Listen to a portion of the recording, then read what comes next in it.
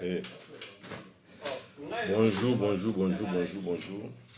Et ndeko na bino Edo Moïse.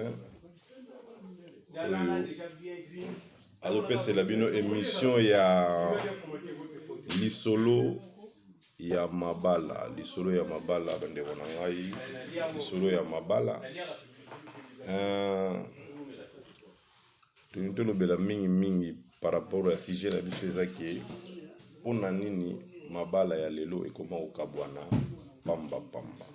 Donc question ya liboso ya mwana bandeko bandolanda ngai bomeka ko répondre ngai na nini oyo mabala ya sikoyo omoni ba jeune babalani ba ministre mukie bakabwani dotomeka ko développer sujet oyo ensemble na bino pona nini ba mabala ekoma okabwana pamba lokabwana ka boye mutabumisi bambongo we okabo ensuka nango bosali nini okabwani lokabwana pona nini tobalani mbongo ebimi après mabala ekabwani.